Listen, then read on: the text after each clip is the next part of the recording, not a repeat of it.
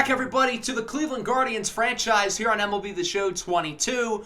We are around halfway through season number 4, and the team is playing some really good baseball right now. We're 55-31. June wasn't an easy month, but we did play a lot of really good teams like Toronto, Houston, the Dodgers, the Yankees. We had a really tough schedule, and we certainly held our own against some of the best teams in baseball. We're going to go up to the All-Star break today, and we've got 2 series against the Detroit Tigers, and that is relevant because the Tigers are currently in second place in the American League Central. If the order of these teams hold up, it looks like they'll be the biggest competition for us in the division this season.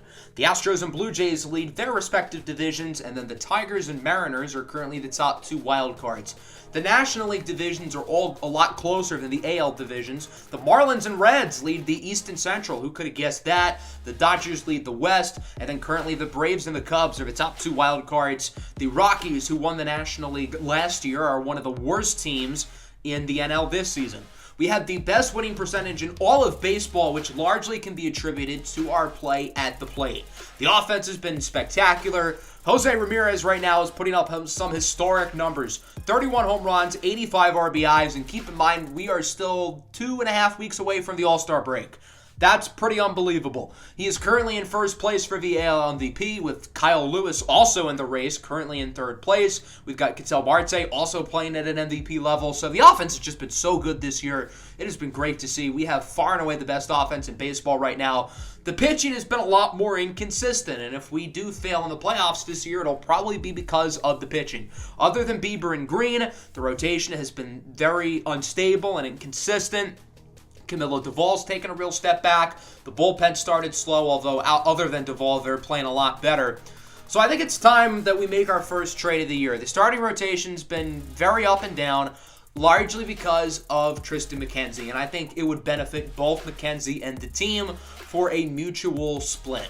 Last year, McKenzie was very inconsistent. You had some starts where he looked like an all-star and other starts where he looked like he belonged in Double-A. This year, it's been more of him just pitching really, really badly. With a couple more years of team control, I think a team can revitalize his career, but at this point, I don't think that's going to be us. I think it would be in the best interest of our ball club to move on, and I think it would benefit McKenzie to be traded as well. So he is going to the St. Louis Cardinals, a very high-end organization. We're certainly appreciative of Triston McKenzie's contributions to our World Series championship last season, but again, I think it's better for everybody that we move on. The Cardinals have a good history of resurrecting pitchers, specifically ones from our organization. Remember in the Season 2 offseason, we traded Aaron Civale to St. Louis for a couple of prospects. I think that trade worked out for us, but it's also really worked out for St. Louis and Civale. He was really good last year. He's been even better this year. Looks like he could be an all-star. And with him being on the final year of his contract, he should get a bag in the offseason. We will be receiving 20-year-old catcher Horace Trevino, a really good left-handed power hitter. He is currently in the big leagues, but we're probably going to have him start in AAA. It's not a big return, but McKenzie's value is at an all-time low, and I'm happy we were able to get something for him. I wanted to trade for a more proven veteran pitcher, but there wasn't really anybody on the market who I really liked, so we're going to replace McKenzie with somebody already in the organization. Rambo Rodriguez is having a great season in AAA, so he will slide into the rotation, and we are going to play his Major League debut against the Detroit Tigers. I simulated the first game of the series, which we did win, pushing our record to 56-31.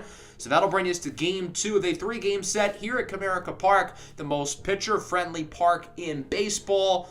And it's perfect for Rambo Rodriguez to get his footing here in the big leagues against a solid Tigers lineup who isn't great, but they are second in the division for a reason. As we take a look at Rodriguez, the 23-year-old right-handed pitcher, he has been phenomenal this year in AAA Columbus and over 105 innings pitched. He's got an ERA at 2.13 and a WHIP at 1.02. He has been that guy in the minors, and we're hoping he can give us some stability in the pitching rotation.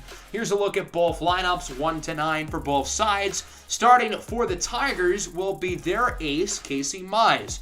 Mize has been pretty good this year, 3.53 ERA, 1.13 WHIP for the former #1 pick out of the University of Auburn. So let's go to the top of the order. Jesus Sanchez up for Cleveland. He's been a little bit disappointing this year, only hitting .234, but he will draw a 10-pitch walk.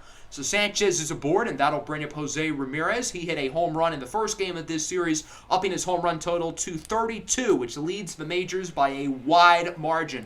He will draw a walk because Casey Mize doesn't want to pitch to him, and I don't really blame Casey Mize because I wouldn't either. Josh Bell is now up with an opportunity to drive in some runs or end the inning. 3-6-3 double play. Good work by the Tiger infield. Cleveland gets a couple of base runners aboard off of walks, but they will not get anybody to score as we go to the bottom of the first. Here's Rambo Rodriguez, 6'3", 210 pounds, a native of Havana, Cuba. So we'll see what he can do here in his big league debut. Hopefully he'll be able to perform and keep a spot in this rotation long term. Bubba Thompson up for Detroit. Hits this one high and deep in the left center. That'd be a home run in most parks, but not here. It will go off the wall. Lewis cannot make the play. Thompson rounding second, heads to third, and he will slide in safely for a triple. So Bubba Thompson is now 90 feet away from home. We'll see if the Tigers can drive him in, as that'll bring up Spencer Torkelson, who grounds it to short. Marte makes the play, but Thompson will score, so it is an RBI for Torque. And the Tigers are on the board 1-0. That'll bring up Javier Baez, doing what he does best, swinging at pitches not in the strike zone. That's Rambo Rodriguez's first big league strikeout, but he does allow a run here in this first inning as the Tigers lead it 1-0.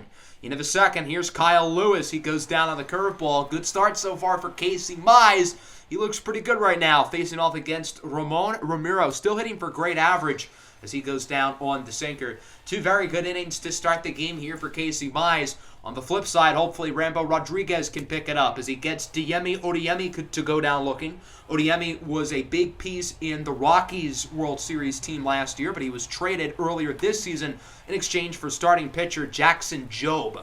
Here is Blake Rutherford, the left-handed hitting outfielder, with a single up the middle into center field. And that'll bring up the shortstop, Jose Iglesias. High fly ball into left field. That baby is gone. Two-run shot for Iglesias in his second stint as a Detroit Tiger. His sixth home run of the season, and the Tigers now lead 3-0. Really not a good first couple of innings for Rambo Rodriguez as we go into the third. Dansby Swanson gets Cleveland's first base hit of the day off the wall. Rounding first, heads to second for a double. So if nobody out, the Guardians have a runner in scoring position and a great opportunity to drive him in. The reigning World Series MVP and former Tigers prospect, Eliezer Alfonso, will get that one to drop into left center, bouncing over the wall for a ground rule double. That'll score a run, making it 3-1. That'll bring us back to the top of the order, starting with Ketel Marte, and he will hit this one nicely into left field for a base hit. Alfonso will hold up at third. So now there's runners on the corners. Still nobody out. It appears Cleveland's offense has woken up quickly after a slow first couple of innings. Jesus Sanchez hits this one high and well into center. Riley Green should be under it, but that is more than enough room for Eliezer Alfonso to come home and score with ease.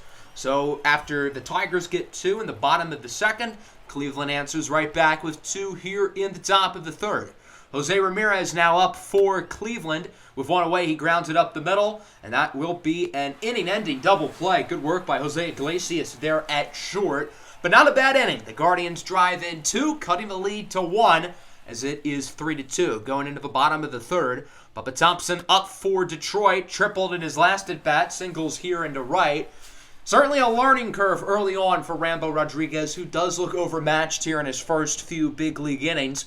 Spencer Torkelson grounds that one up the middle. I feel like somebody should have made a defensive play there, whether it was the second baseman, Ramiro, or Rodriguez. Somebody should have, done something there. And Thompson's even able to advance to third. So now there's runners on the corners here for Javier Baez. He will go down looking on the fastball, his second strikeout of the game, and he's visibly frustrated because he really wanted the walk since he's only drawn about 3 all season. Keibert Ruiz will draw a walk. Speak of the devil, base is loaded for Diemi Odiemi, who flies this one into center field. Jesus Sanchez under it. He will make the play.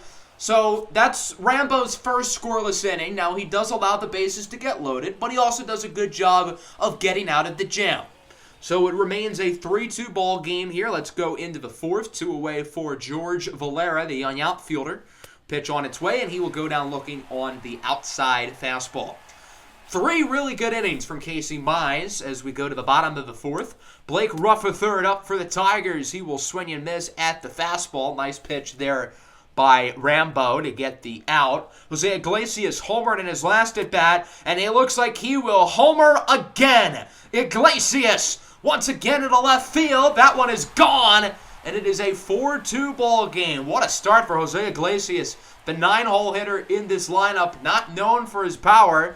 And with that, Rambo Rodriguez will be taken out of the game. 3 1/3 innings, 4 earned in his debut. Really not the performance he was hoping for, but he's still got plenty of opportunities here throughout the rest of the season to hopefully right his wrong today. Dylan Tate is now in for the Guardians. Started the year off slow, but he's been pitching a lot better recently with an ERA right at 2. So we'll see if Tate can do some damage here in the further innings as we go top 5. Dansby Swanson draws a walk, so he is aboard here with 1 away. That would eventually bring up the catcher, Eliezer Alfonso. Drove in a run with an RBI double in his last at-bat, and this time he strikes out on the fastball. Another strikeout there for Mize as we go top 6. Dylan Tate would steamroll through the bottom of the 5th.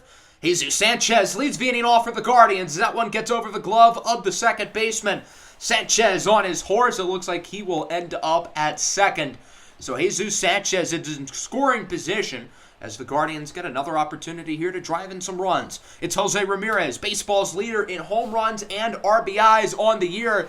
Flies that one. It will be caught by the left fielder. Sanchez heads to third, and he is out of there. Great throw by the left fielder to gun him down for the second out of the inning. That'll bring up the first baseman, Josh Bell, and he will draw a walk as he gets hit by the pitch on the kneecap. I know I say this every episode, but Josh Bell is literally a hit-by-pitch magnet. He gets hit at least once every video. That'll bring up Kyle Lewis, who will get this one into right field, possibly for extra bases. So now this gets really interesting. There's 2 runners in scoring position with 2 away. What an opportunity for the following batter as the Tigers make a pitching change. Daniel Norris will come into the game to replace Casey Mize. Norris spent the start of his career in Detroit, returned this past offseason after a few seasons with the Cubs. George Valera's up, little lefty on lefty crime. Valera has not hit well against lefties this season, but he's looking to change that here. That ball high, deep, and gone. 3-run homer into straightaway center field for George Valera, and the Cleveland Guardians will take the lead, his 7th of the year. 434 feet, just an absolute nuclear missile by George Valera, one of the best swings I've seen in his big league career, and Cleveland is now on top for the first time today. Literally hit that one into dead center field, and again, it's harder to do that in Comerica Park than just about anywhere in the big leagues. That'll bring up Ramon Ramiro. We know he hits lefties very well, and, well, he will not get a hit there because he draws a walk. So Ramiro is now on first. That'll bring up Dansby Swanson. He's reached base twice today. Full count pitch, and Swanson hits a high fly ball, no doubt about it. A 2-run homer into left field and a nice bat toss as well for Swanson, and the Tigers now trail 7-2. Swanson with his 6th home run of the year. What an inning for the Cleveland Guardians with 5 unanswered runs. They are on fire as they now lead 7-3. So Norris will be taken out of the game without recording a single out, and he will be replaced by Zach Davies. Not having a good season, 6.65 ERA, facing off against pinch hitter Zane Rowley, who hits it well into right, but it will be caught. That'll end the inning. Cleveland adds 5, a 3-run homer by Valera and a 2-run shot by Swanson. So from there, Cleveland will make another pitching change as Camilo Doval checks in. He has not been great this year. 4.29 ERA, certainly a major step back from last season as he faces off against the catcher Keibert Ruiz, who goes down on the 2-seam fastball.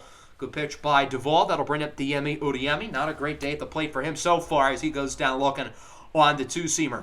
This is the Camilo Doval we all know and love against Rutherford, swinging a miss on the fastball.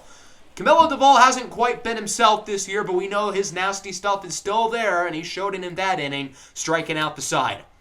Top 7, Ketel Marte leads, beating off with a single. So clearly, Cleveland is not done after their unbelievable 6th inning. They are carrying over the momentum offensively here into the 7th. Jose Ramirez draws a walk. These pitchers really are scared to throw to Jose. And again, I do not blame them at all because I would be too. First and second here for Josh Bell. He takes a big swing and a miss on the circle change. He wanted to take that ball a long way, and unfortunately was unsuccessful. Kyle Lewis is now up. 2 away, 2-1, and he will swing and miss at the high and inside fastball. Good job to get out of the jam there by Davies, and we go to the bottom of the 7th. The lefty, Alex Vesia, is in for Cleveland. He has a 3.12 ERA in just under 9 innings, and his inning would be a major success as he retires the side. So far, with Tate, Duvall, and Vesia, the three of them in 3 2/3 innings today have not allowed a single base runner. That's pretty impressive, and quite the contrary from Rambo Rodriguez's start. Kyle Funkhauser is now in the game for the Tigers here in the top of the 8th as he faces off against George Valera, who homered in his last at-bat, looking to do some more damage. As Valera will get that one on the ground. Going to be a close play at first. Actually, not really. There's no throw. So an infield single for George Valera. That'll bring up Ramon Ramiro. He will draw another walk. Again, this kid's discipline for just 20 years old is so impressive. That'll bring up Dansby Swanson. Hits this one into the gap, and that one's going to go for extra bases. 1 run will score. Ramiro looking to score as well. Swanson still on his feet, heads for third. A 2-run triple for Dansby Swanson, and it's now 9-4. Swanson has a double, a homer, and a triple today. He's a single shy at the cycle. He's probably not going to get an opportunity for another at-bat, but if he does, he could get it. Tony Gonsolin is now in for Detroit, replacing Funkhauser, who does not record a single out. Gonsolin will face off against the catcher, Luis Campusano. He hits this one into center field. That should be more than enough room for a sacrifice fly, and it looks like it will. Run scores, and it is now 10-4. The Guardians in the double figures as they have scored 8 consecutive runs. Ryan Weathers in the game here at the bottom of the 8th, quietly having a really good season. He would get through the 8th inning pretty easily as we go to the 9th. Dansby Swanson with an opportunity for the cycle, and he draws a walk. Tony Gonsolin didn't want to throw strikes. Weak. I think we all wanted Swanson to get the cycle there. Bottom 9, still 10-4. Rutherford swings and misses as Ryan Weathers gets through 2 clean innings, and the Guardians win it 10-4. Rambo Rodriguez did not have a great debut, but the rest of the team played very, very well in this matchup.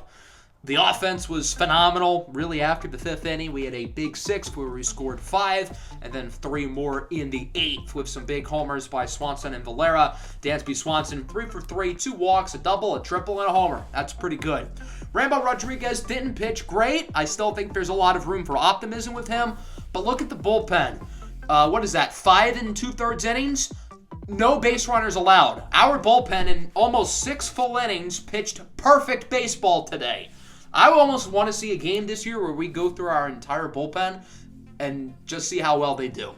So that's going to bring us here to this St. Louis series. I really wanted to play against the Cardinals. I was hoping to face off against Tristan McKenzie as we have some big trades. Cedric Mullins going from the Padres to the Giants in exchange for Logan Webb and Benny Montgomery. Even though Webb's been pretty bad this year, I feel like the Giants got fleeced, although Cedric Mullins is playing very well this season, but he is also a free agent.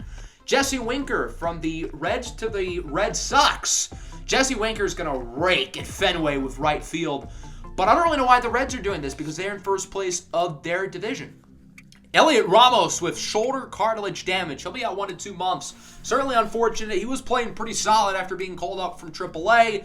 And taking his spot, I think it's time. We're going to bring up Alvaro Pena, our number 1 prospect in the organization, the number 3 prospect in all of baseball. He's been having a really good season in AAA. He's actually cooled off the past couple of weeks, but I think he's ready. I think it's time to bring him up. He was our first round pick in the Season 2 draft, and now he is on the big league team. We have to add a 40-man roster spot, so we're going to do that and bring him up to the big league club. For now, he's going to play every day against righties. He will play in right field. He can play a lot of different positions, and he will take Zane Rowley's spot in the lineup. I had to take somebody out, so again, we'll figure out who's going to be the odd man out come later in the season. And then against lefties, Pena will start as well instead of Elliot Ramos, who's obviously injured. I want to have Pena playing some third base, so he'll play third against lefties, and Jose Ramirez is going to DH. We ended up going 1-3 in the games we simmed. That's not good. Going to play the second game against St. Louis. If we can't play against Tristan McKenzie, why not play against Aaron Civale? So we'll simulate Pacifi's first matchup against St. Louis. I made sure that Alvaro Pena did not play in that game, which we won. Rambo Rodriguez had a scoreless 5 innings before not playing well in the 6th, but a good start and a good win for Rambo. So now we've got this second game against former Guardian Aaron Civale, who returns to Cleveland, and more importantly for us, the big league debut of 19-year-old third base prospect Alvaro Pena, who was the number, I believe, 9th overall pick in the 2023 MLB draft, hailing from the Dominican Republic. He will start at third base today, his natural position, although he can play anywhere in the infield along with right field, and I assume he probably could play left field if he really wanted to as well. 286 average this year in AAA Columbus, 786 OPS, 6 home runs, 43 RBIs, really good contact bat, and he doesn't have any major weaknesses to his game. Solid power, solid plate skills, solid defense, solid everything. He's going to bat in the number 2 spot, playing at third today as we look at Hunter Greene starting for Cleveland. This will be Greene's last start before the All-Star break, so hopefully he can prove to the All-Star voters that he deserves to be in, because he definitely does. 3.07 ERA, 125 strikeouts, and just about 108 innings as Tommy Edman is up with one away, the speedster, and he will get that one to bounce in front of the wall. George Valera misplays it. That'll be a double for Tommy Edman. And so he is in scoring position for the heart of the St. Louis lineup. Nolan Arenado's up. Edman goes 3. He's out of there. Luis Campusano throws him out. Campusano got rid of that ball so quick. Throws a little bit offline. Look at the great job by Alvaro Pena to quickly scoop it up and tag the runner. The young 19-year-old third baseman showing off the leather. Nolan Arenado knows a thing or two about the leather at the hot corner. He draws a walk. That'll bring up Lourdes Gurriel Jr., who grounds it to Pena, makes a good play to second, and that will end the inning. No run score. Good defense for Alvaro Pena, who, again, keep in mind, is hitting second here in the order. He'll face off against former Cleveland Guardian Aaron Civale, who has completely revitalized his career in St. Louis. Again, I think it was a good trade for the Guardians. They got 2 really good prospects in Michael McGreevy and Mason Wynn. But Civale's turned into a total star with the Cardinals as Ketel Marte draws a walk. Civale frustrated, although that pitch was nowhere near the strike zone. Pena's up. There's a wild pitch. Marte in scoring position. Pena has a full count here. He's got pretty good plate skills. Maybe not as good as Zane Rowley and Ramon Ramiro, but still very solid for a 19-year-old. And he will hit that one nicely into center field. He honestly hit that one a little bit too well, and it will be caught. For most batters, that is a rinky-dink hit, but Pena has a little bit too much strength, and it goes too far, resulting in an out. Top of the second, Ryan Mountcastle draws a walk, so he is aboard. That'll bring up Dylan Carlson, grounds it to first. Bell, over to Marte, over to Greene. 3-6-1. Double play, a rare combination there, but it'll do the job. That'll bring up Edmundo Sosa, and he goes down on the changeup. 2 good innings for Hunter Greene, cementing his all-star case early as we go to the third.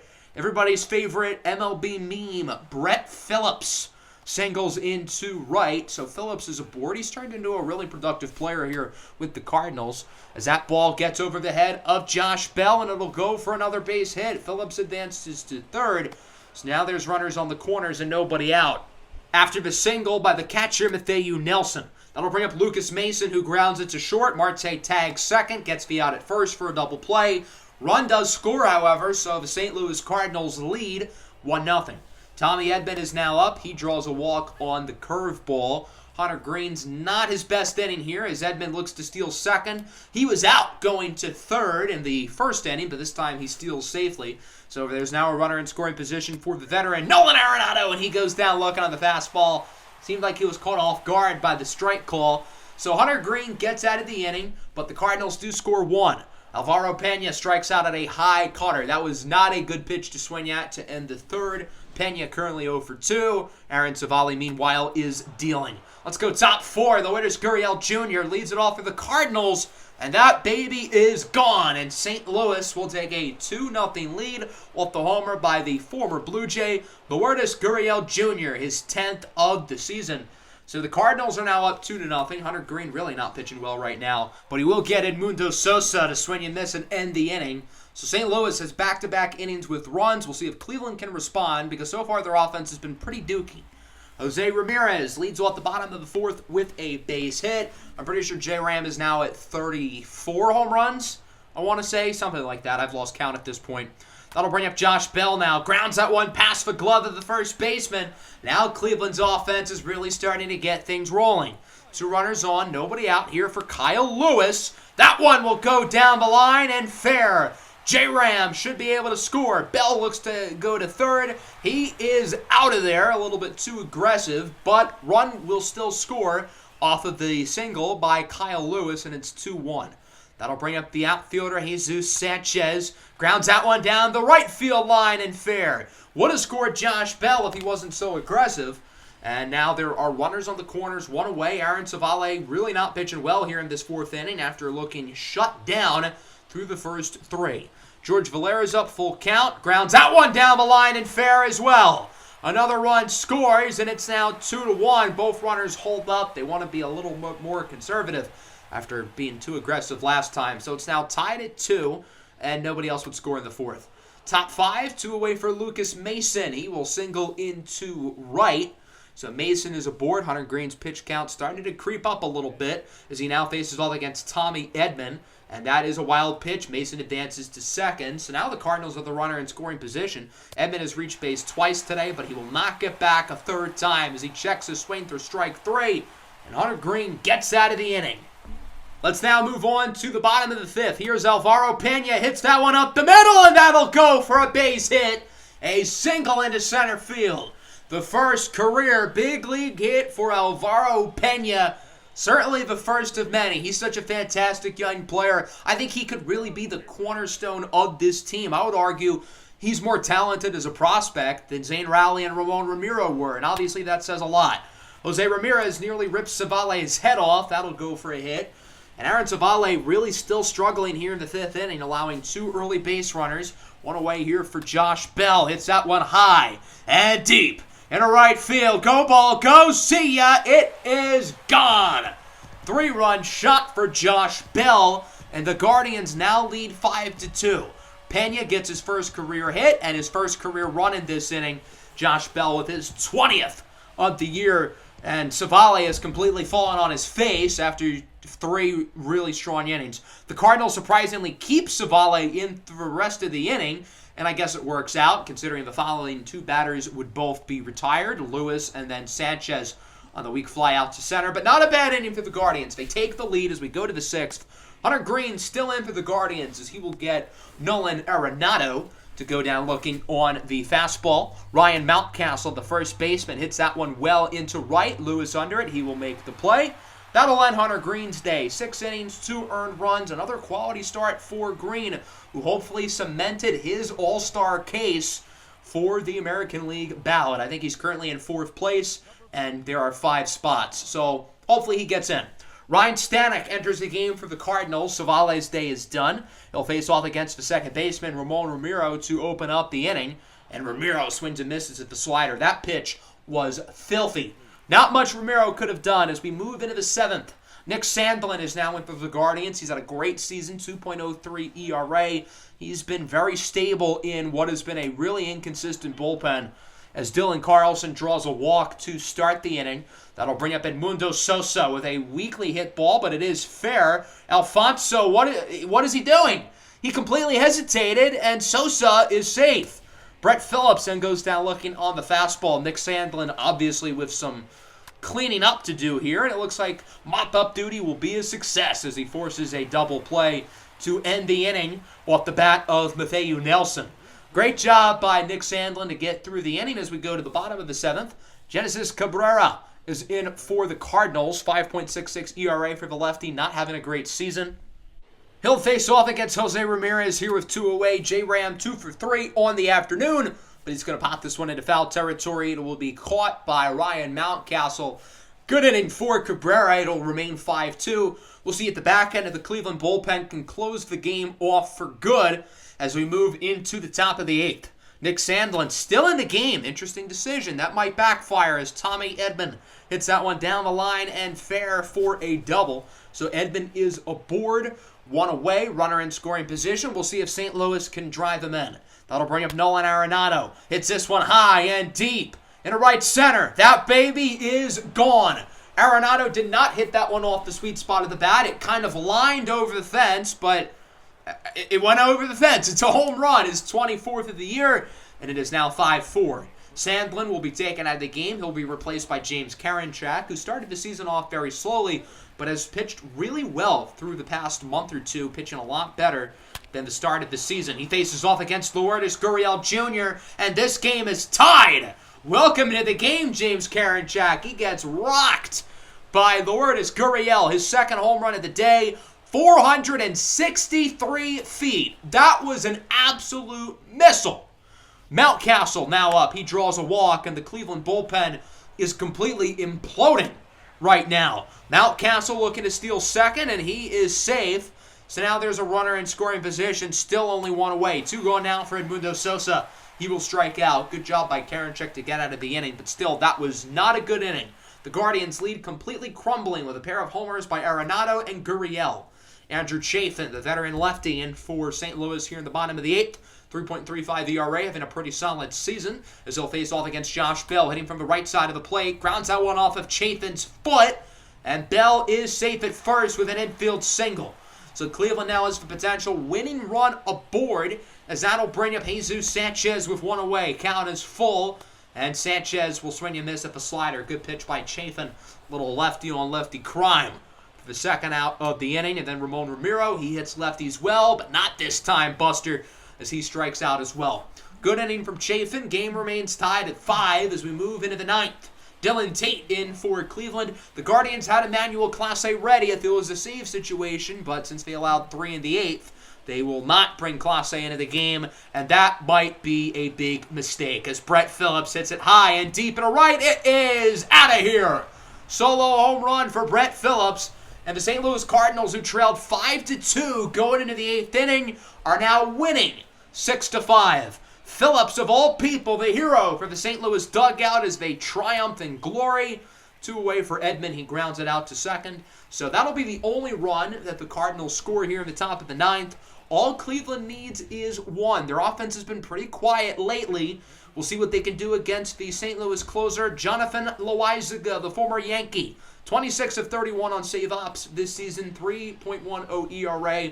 Not bad for a closer, not great either. Pretty solid, though, nonetheless, as Eliezer Alfonso leads off the inning. The defending World Series MVP, that's going to go for a base hit. A single into center. Loaizaga feared for his life when he saw the ball come off the bat. So the tying run is aboard. The winning run is at the plate. It's Mr. Clutch, Zane Raleigh, and that's not very clutch. 5-4-3 double play. That's the worst thing he could have done there. So St. Louis turns 2. Top of the order now up. Ketel Marte to save the game here for the Guardians. 1-1 pitch. Grounds it to short. Edmundo Sosa fields it cleanly, and the Cardinals steal it away from the Cleveland Guardians 6-5. The unfortunate thing is Alvaro Pena was due next up. He was supposed to hit, but the Zane Raleigh double play really threw off our plans. It would have been poetic for Pena to get a walk-off in his first big league game, but it's not going to happen. We should have won this game, but we blew it at the end, allowing 3 in the 8th with the homers by Arenado and Gurriel, who had one earlier, and then Brett Phillips with the go-ahead homer in the 9th inning to win the game for St. Louis. Aaron Savale wasn't phenomenal. In the 4th and 5th innings, he was pretty bad, but other than that, he started the game off good, and the Cardinals' bullpen was fantastic. Our offense just wasn't clutch throughout the day. We did have some nice plays in there. Homer from Bell. Pena was solid, 1 for 4 with a base hit, and he was pretty good defensively. Hunter Green with a good start, but the bullpen kind of blew it. So we're going to simulate this 4-game series against the Tigers at home. We got a trade offer from the Astros. Whoa, this is a big one. They want Ketel Marte. They are on crack. I'm going to say no. We would end up winning 3 of 4 against the Tigers. Alvaro Pena performed really well. He had a homer in the first game of the series, and then in the last game, he had a 3-run walk-off home run to win the game. So I think this kid's the real deal, and I'm happy he was able to get his walk-off after all. So next episode, we're going to go through the All-Star break along with the rest of July leading up to the trade deadline. Should be a fun one. Hope you guys enjoyed. Make sure to leave a like and subscribe to the channel if you are new. Peace out.